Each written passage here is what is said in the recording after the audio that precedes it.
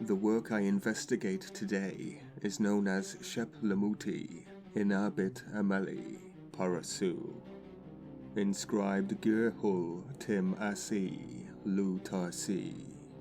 That means to block the entry of the enemy here meaning foot of evil, the devil's footprints, into someone's house.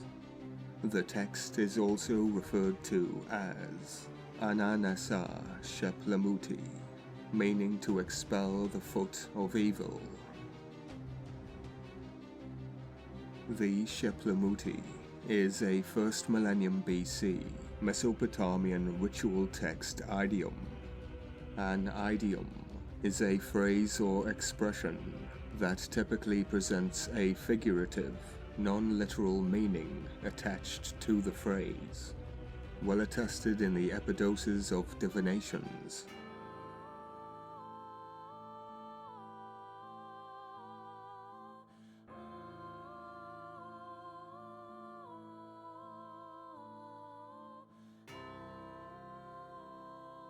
The word epidosis means a clause containing a conclusion.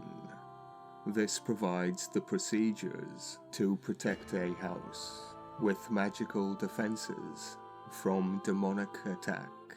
This is my epidosis of divination, and my conclusion may be enlightening. The ritual would also protect the house from sickness, death, misfortune, and ominous occurrences in the house that were perceived to be the result of the actions of the hordes of demons from the nether world. These involve the use of the apotropaic figurines, whose god Apkallu and other monster alter egos are invoked by incantation. Keep that in mind.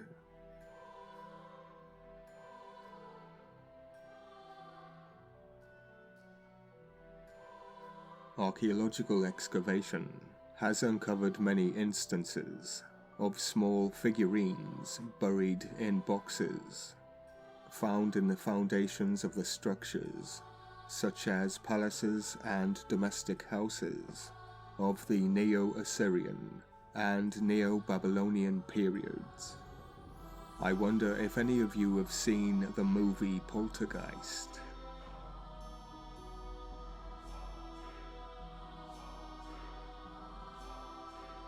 The purpose of the ritual is defined at the beginning as to avert evil from a house. When they avert evil from a house, where does it go? Out into the world, of course. So the gods of the netherworld possess a house from which the Akkadian priest releases them.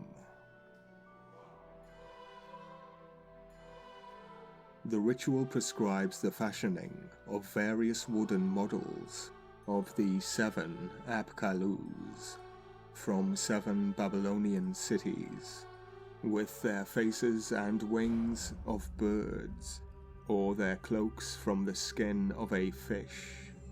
Their conjuration and distribution in 5 groups of 7 around the building, at the head of the bed, the foundations of the house, the threshold of the chapel, the front of the door, behind the chair or throne, he who sits behind the throne of glory, and in the middle of the house, in front of a chair or throne.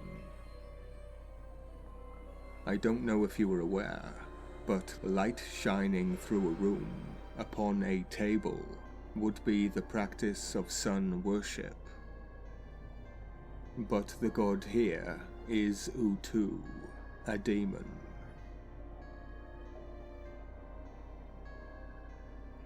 Their arrival at the first of the locations is addressed with an invocation, followed by Ship 2, Atuna, Salmanu Apkallu Masari, which is an incantation that means you are the statues of the Appkallus, the Watchers, which was to recur at each of the subsequent locations.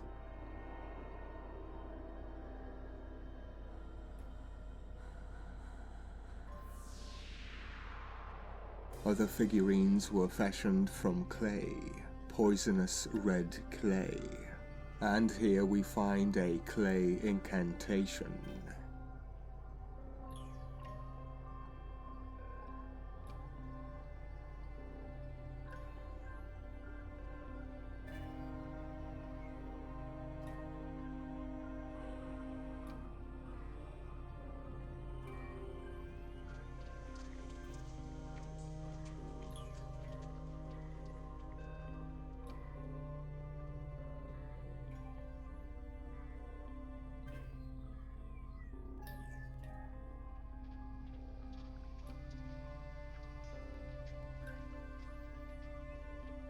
The incantation.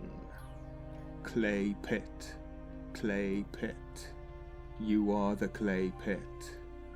You are the clay pit of Anu and Enlil. The clay pit of Ea, Lord of the Deep. The clay pit of the great gods. The Sabiti 7 Apkallu are poison personified. I remind you again, this is made from poisonous clay.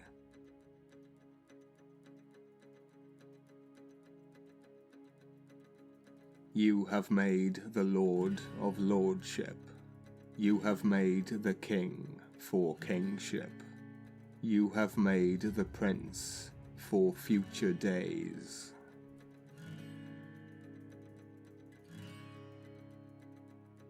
Your pieces of silver are given to you. You have received them. And so, in the morning before Shamash, I pinch off the clay. NN, son of NN. I ask myself, why is NN untranslated? As you can see, it means he who rises up. So the line should read, I pinch off the clay of the one who rises up, the son of the one who rises up. May it be profitable. May what I do prosper. Believe it or not, this is ancient pharma, witchcraft, and they seem to be more focused on profits rather than healing. Why is that so familiar? A few lines are missing. Then we have, you shall speak before Shamash as follows. Statues of Ea and Marduk, repelling the evil ones, to be placed in the house of the one who rises up, the son of the one who rises up, to expel the foot of evil. I pinch off their clay before you, in the clay pit. Sheplamuti lines 151 to 161. So they live in clay houses. I must repeat that one more time. Poisonous red clay. Are they healing or affecting? Remember, the Sabiti 7 are poison personified, and are the 7 assassins of Anu.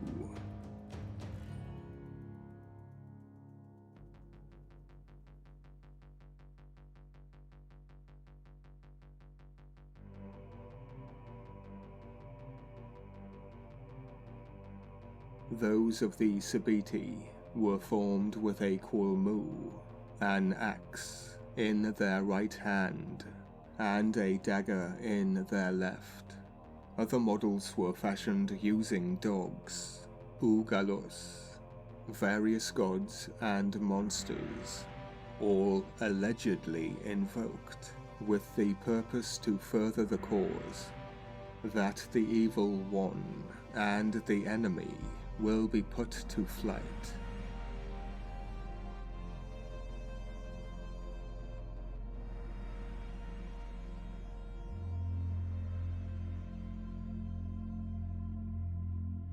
The text is known from 4 copies, and also from excerpts included in other rituals, such as that known as Ka 298, a derivative work of a similar purpose.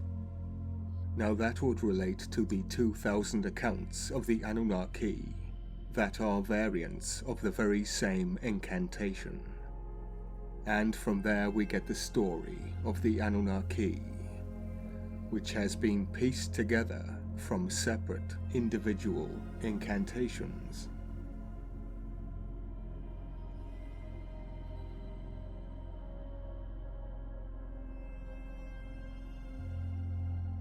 The problem arises with Shamash originally being known as Utu, the Udug-Hul, the Utu-Ku, are cognate with the Apkallu. Utu, the Shining One of the Shining House. Yes, that Shining. He is Johnny, root name for John, Owans.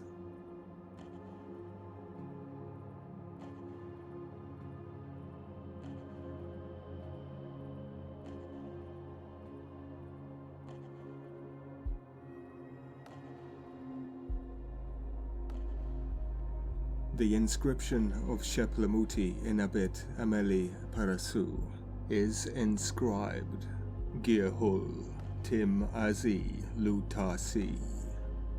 Gur means foot, approach. Hul refers to an ambiguous class of demons known as Udug-Hul or Utu-Ku. They are the very same demons that this king of demons is said to dispel. The Udug-Hul, where it, the Udug, is the leader of the horde of demons, the very same demon that this king of demons is said to dispel. Apkallu and Utu, Shamash is the god of the watery abyss, the shining house. But there is an influence behind all of this, known as divine inspiration.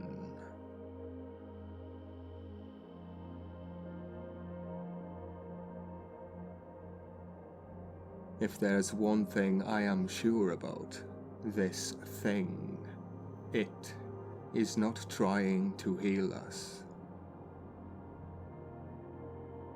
I leave you with a question, because to myself, only the people's opinion matters. The question is the Kallu priest working for the Apkallu? The answer is displayed in the question, but the truth is found in the invoking incantation.